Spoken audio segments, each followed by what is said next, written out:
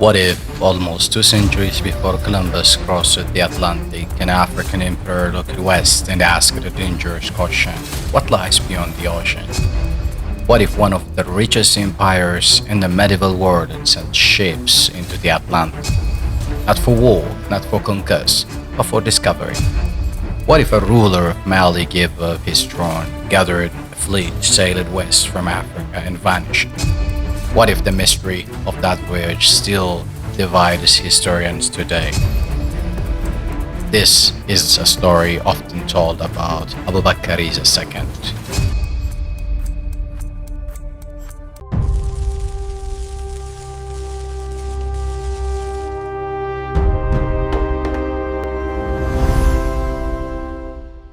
The Malayan Empire, who, according to popular tradition, may have sailed into the Atlantic before Columbus. Some say he discovered America, some say he reached the Caribbean, some say he crossed the ocean, left no surviving trace. Others say there is no solid evidence that he reached the Americas at all.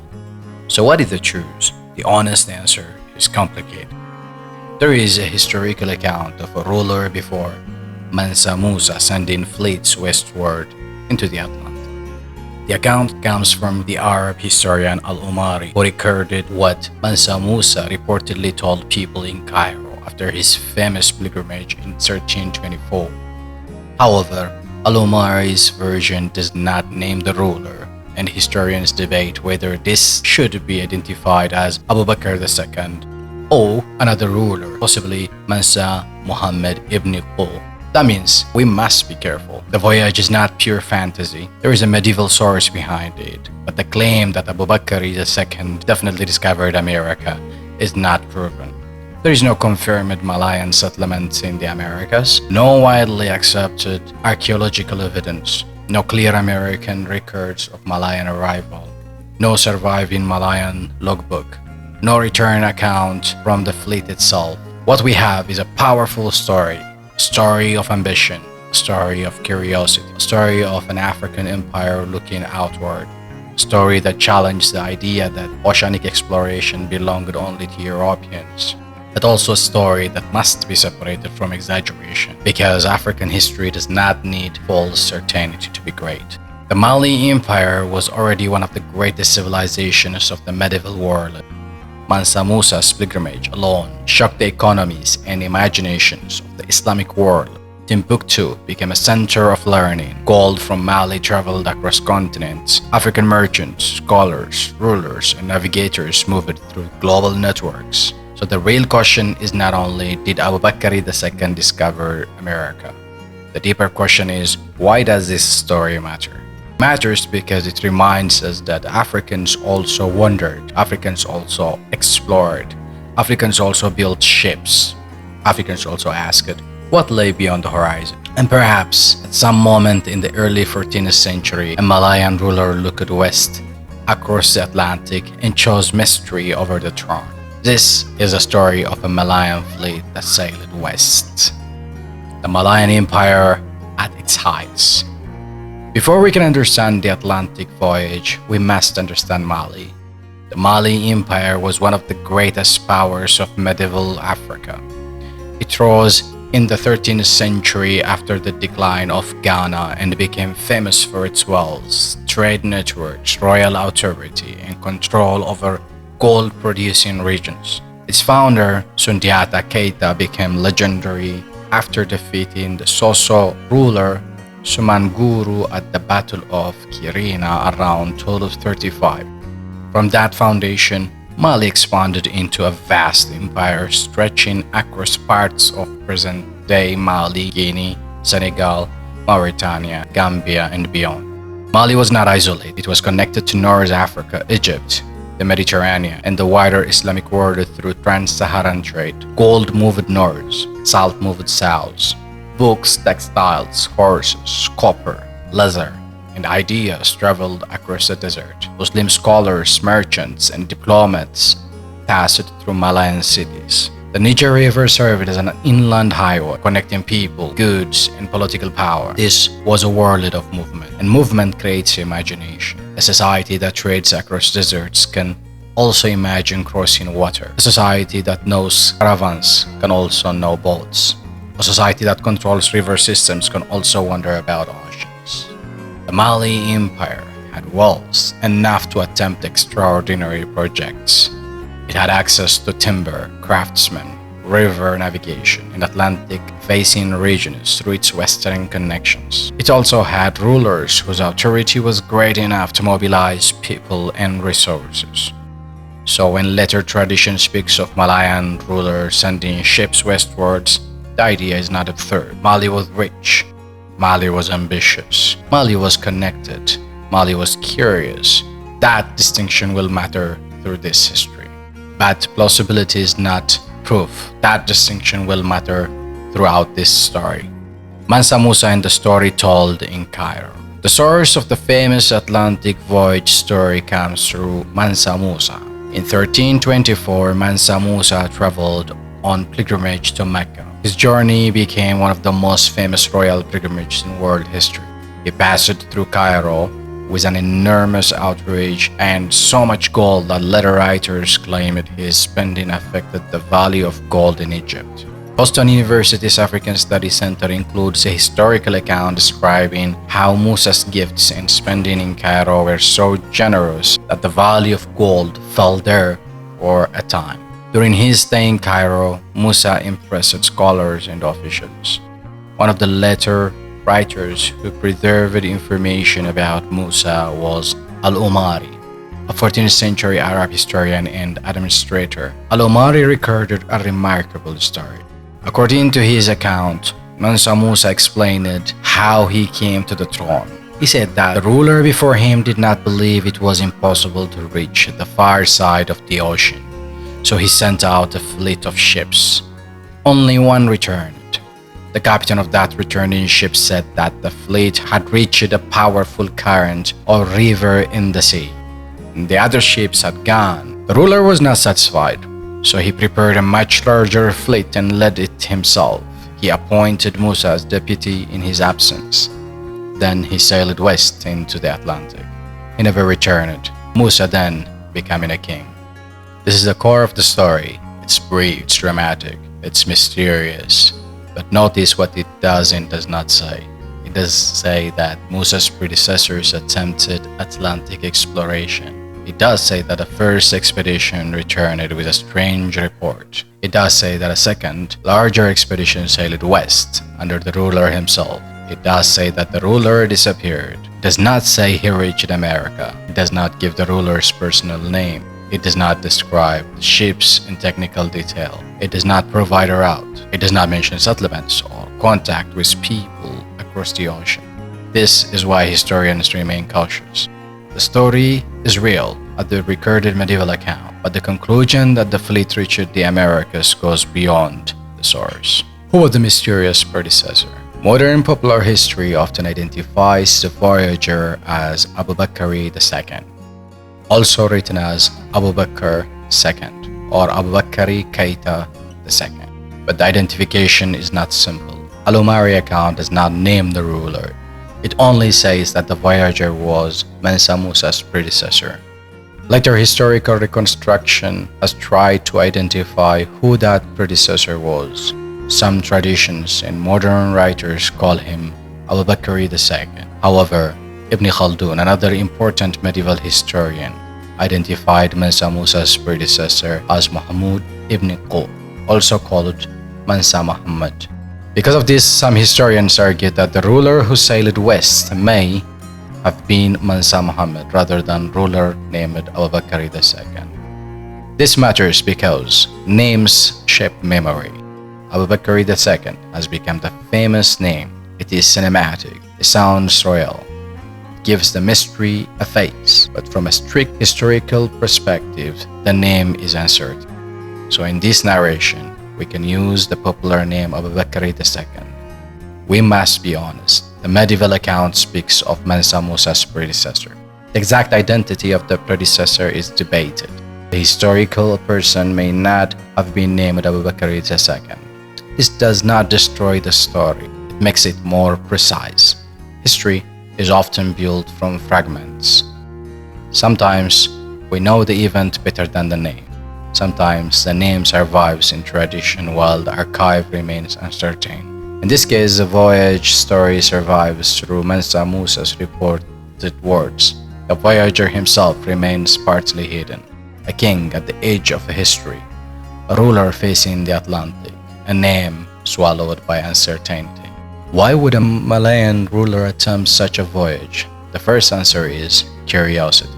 Mansa Musa's reported explanation suggested that his predecessors did not accept the idea that the ocean had no end. He wanted to know what lay beyond it. That curiosity is historically important. He challenged the stereotype that African rulers were interested only in land, gold, or local power. Here we have a story of intellectual restlessness, a ruler looking at the Atlantic not as a wall, but as a question. The second answer may be prestige. Rulers seek glory. A king who discovered lands beyond the ocean would become legendary. He would surpass ordinary kings. He would transform his name into memory. The third answer may be trade. Mali's wealth came partly through controlling trade routes. If there were lands across the sea, perhaps there were new goods, new people, new possibility. The fourth answer may be spiritual or cosmological. The ocean for many societies carried mystery. It was not only geography, it was danger, boundary, possibility, and the unknown. The fifth answer may be politics. If a king was restless, ambitious, or dissatisfied with court life, an expedition could become a way to seek something larger than rule itself. But there is another possibility. The story may have served a political purpose for Mansa Musa. When Musa explained how he came to power, the tale of predecessor who sailed away legitimized his rule. He suggested that he did not seize the throne violently. He inherited it because the previous ruler voluntarily departed. That does not mean Musa lied, but it reminds us that royal stories are never neutral. They explain power, they justify succession. They turn uncertainty into legitimacy. So the voyage may have been both real and politically useful. A true expedition remembered in a way that made Musa's kingship appear proper. According to the story, the first expedition involved a fleet sent into the Atlantic. Many popular versions say there were 200 ships. Some versions say the ruler later sent 2,000 ships in the second expedition. These numbers come through later reporting of Al-Umari's account, but we should treat them carefully. Medieval sources sometimes used large numbers to communicate grandeur rather than exact counting. A fleet may have been large, but we cannot verify the precise number. What matters is the concept. A ruler sent ships westward. Most vanished. One returned. The returning captain reported that the ships had encountered something like strong current in the ocean. The others continued and disappeared. This detail is fascinating. Some modern writers connect it to the Atlantic current. The Canary Current flows southward along northwest Africa, while the North Equatorial Current flows westward across the Atlantic towards the Caribbean. In theory, a vessel leaving from the West Africa could be carried westward by currents and trade winds, especially from Sengambian or Northwest African coast. So westward drift or a voyage was physically possible, but possible does not mean proven. Many things are possible at sea. Survival is another question. Navigation is another. Food and water are another. Ship design is another. Return is another. Historical evidence is also another. The first fleet's story gives us a haunting image. Ships moving west. A current like a river in the sea. One captain returning back. Others continuing into the unknown. Were they courage? Lost? Commanded to continue? Unable to return? Did they drown? Did they reach land? The source does not tell us. The Atlantic keeps its silence. The second fleet and the abdication. The most dramatic part of the story is the second expedition. The ruler is not satisfied with the first attempt. He wants to know more, so he prepares a larger fleet. He gathers ships, sailors, provisions, and resources. Then he does something astonishing. He does not merely send others, he goes himself. Before leaving, he appoints Musa as his deputy. Then he sails west. He never returns. This is the moment that makes the story unforgettable. King gives up the security of empire for the uncertainty of the ocean. He leaves gold, court, armies, power, and land behind. He chooses the horizon. With this bravery, obsession, madness, scientific curiosity, spiritual hunger, political myth, we cannot know. But as a story, it is a powerful story because it reverses our expectations of kingship. Most rulers want to hold the throne. This ruler walks away from it. Most kings fear losing power. This king risks disappearing from history. Most empires expanded across land. This emperor turns towards the sea. And then silence. No message from across the ocean. No record of discovery. No final speech. Only disappearance. That silence is why the story has survived. Mystery gives memory room to grow. Now we come to the central question. Could a Malayan fleet have reached the Americas? The answer is possibly, but not proven. Oceanographically, a westward crossing from West Africa is not impossible. Atlantic winds and currents can move vessels westward. Later, European voyages used wind system and currents to cross the Atlantic. Accidental crossing have also happened in maritime history. So from the standpoint of geography, the idea is not absurd, but historical proof requires more than possibility. To prove that Abubakari II or Mansa Musa's predecessor reached America, historians would need strong evidence.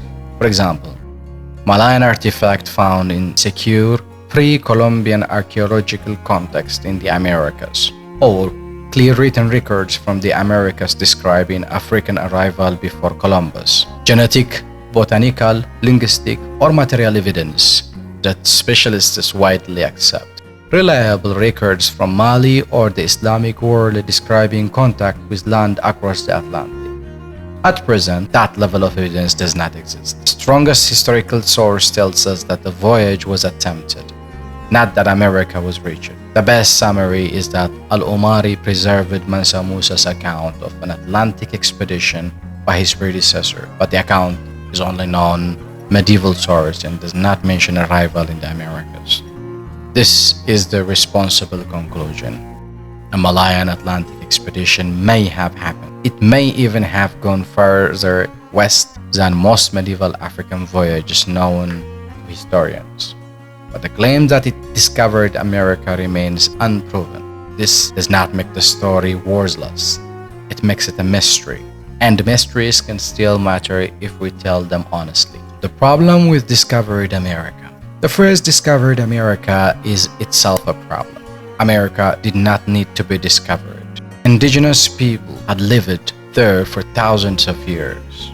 They built cities, farms, trade network, temple, roads, calendars, political systems, arts, and civilizations, long before any African or European Atlantic voyage. So when we ask, did Abubakari II discover America? We must ask, discover it for whom? Not for the people already living there. They were not lost. Their lands were not empty. Their histories did not begin when outsiders arrived. This is also true of Columbus. Columbus did not discover an empty world.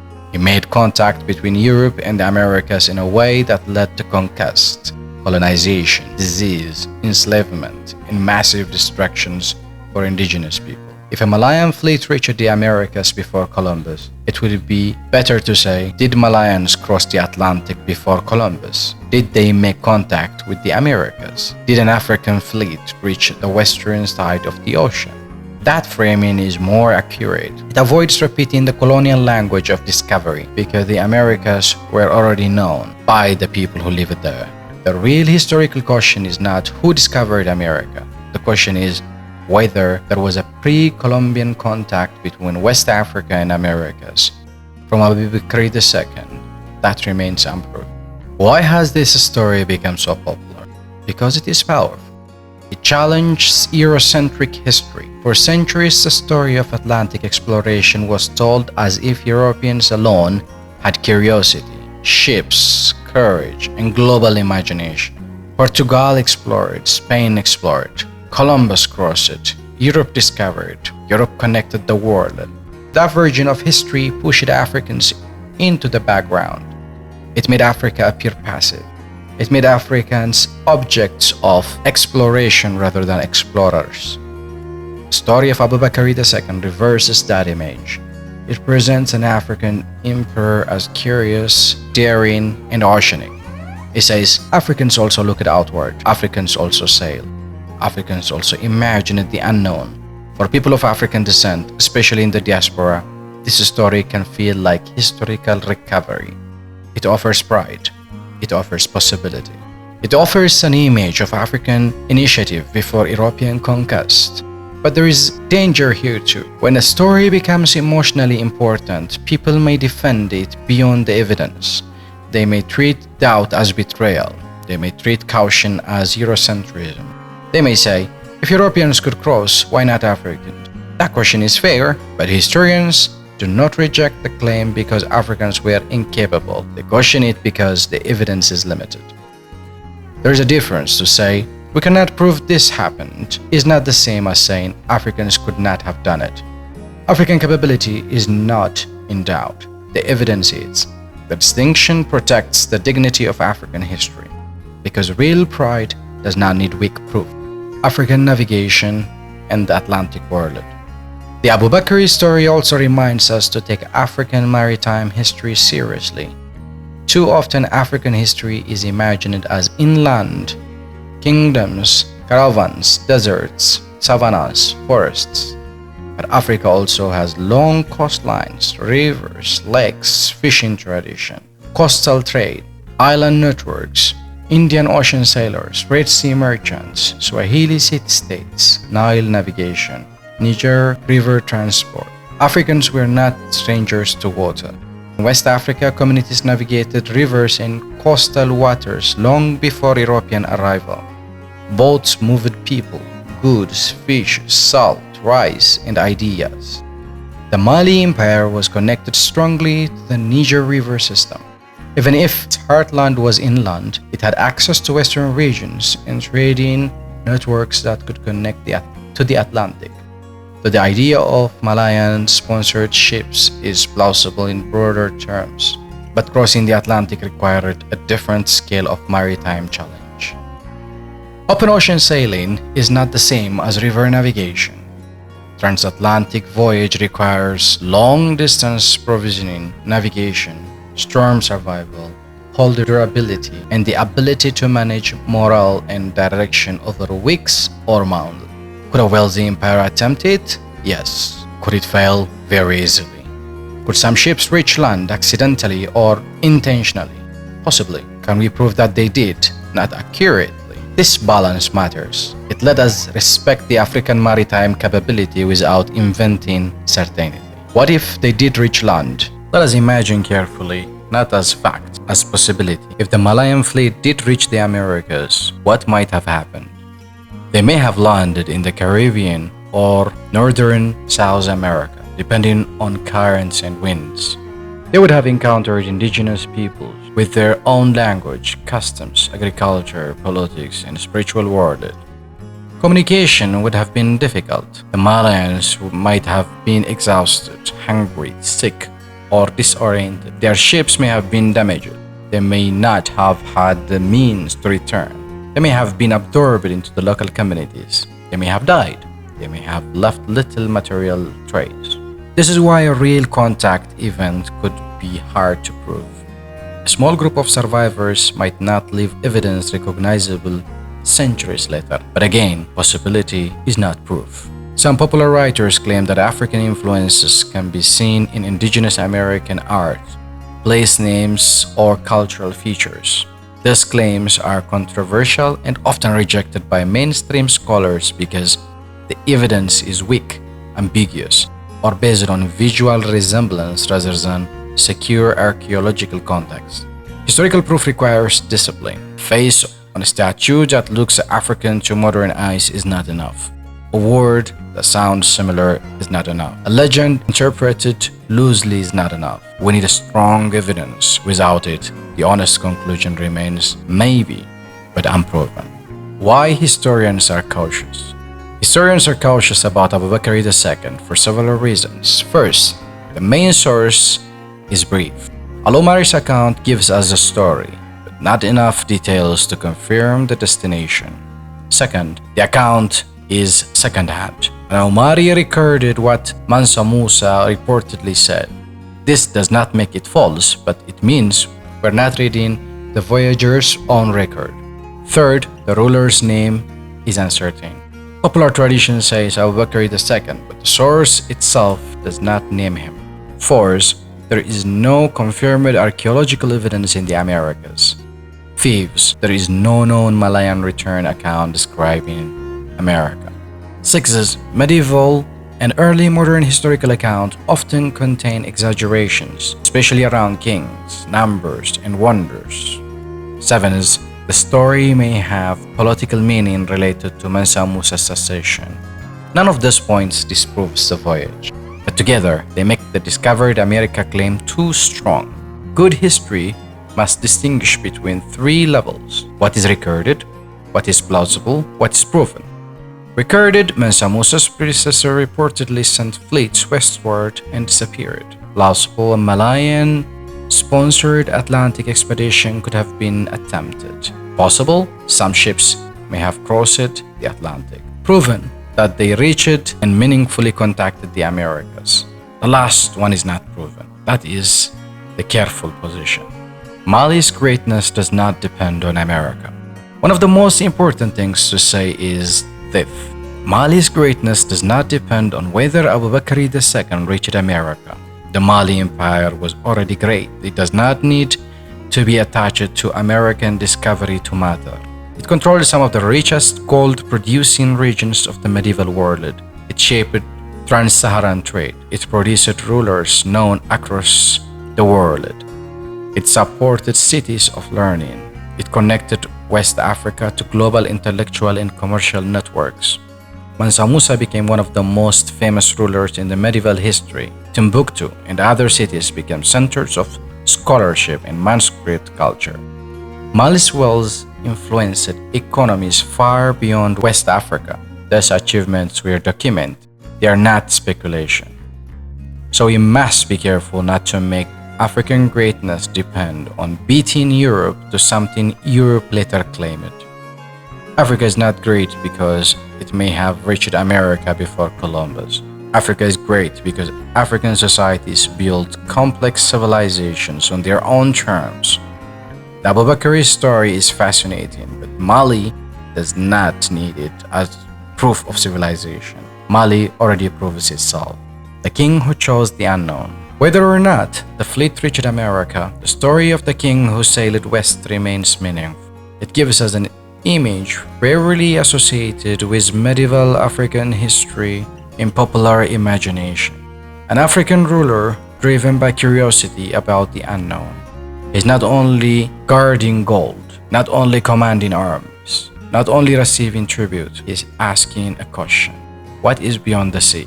That question is the beginning of exploration. The question itself matters. Human history is moved by such questions. What lies beyond the desert? What lies beyond the river? What lies beyond the mountain? What lies beyond the ocean? The predecessor of Mansa Musa, whether we call him Abubakari II or other names, becomes a symbol of intellectual restlessness. He refuses to accept limits. He tests the horizon. He risks everything, and he disappears. His disappearance is tragic, but also poetic. Some rulers die in a battle. Some die in bed. Some die surrounded by court ceremony. This ruler vanishes into the Atlantic. The ocean becomes his tomb, unless it becomes his bridge. We do not know. And perhaps that is why the story survives, because the unknown keeps calling. How to tell the story responsibly? If this story is told in a documentary, it should be told with honesty. Do not say Abubakari II definitely discovered America. Say a medieval account says Mansa Musa's predecessor sailed west into the Atlantic and never returned. Do not say history has hidden the proof. Say the evidence for reaching America remains unproven. Do not say Europeans lied because they wanted to erase him. Say Eurocentric history often ignored African exploration, but responsible history still requires evidence.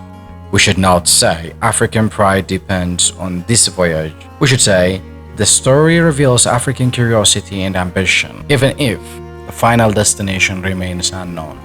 This approach is stronger. It protects the story from criticism. It respects the audience. It respects African history. It respects indigenous American history. And it also respects truths, because the best historical storytelling is not propaganda.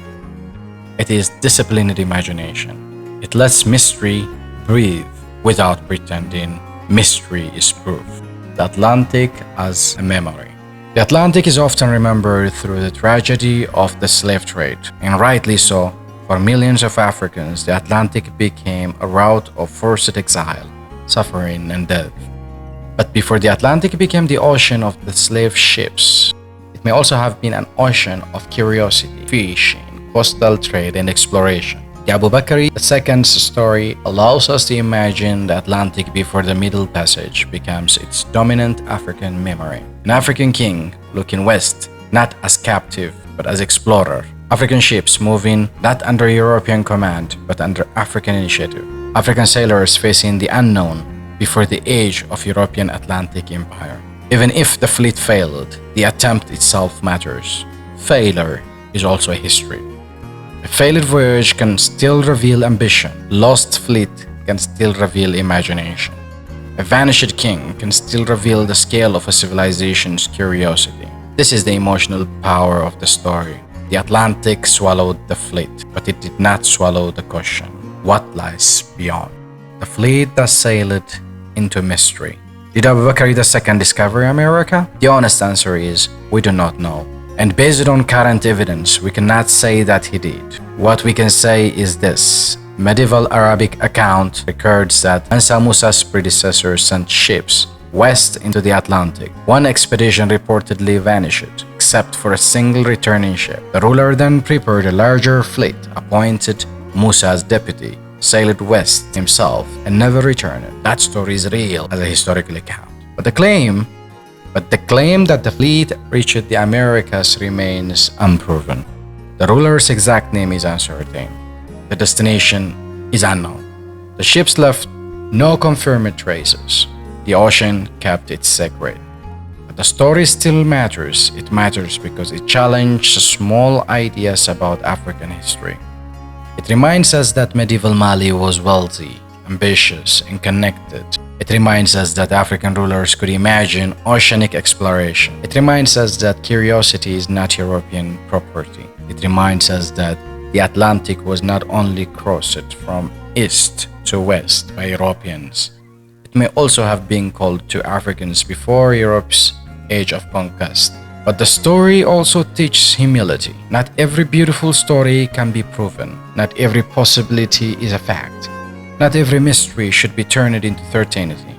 African history is strong enough to hold both pride and caution. So perhaps the best way to remember Abubakari II is not as the man who discovered America. Perhaps it's better to remember him as the king who chose the unknown. The ruler who looked beyond gold, beyond court, beyond land, beyond the safe world of empire. The emperor who heard the Atlantic calling and answered. He sailed west. He disappeared. And 7 centuries later, we are still standing on the shore, looking after him, asking, how far did he go? The waves do not answer, but the question remains. And sometimes in history, a question can be powerful enough to survive like a legend.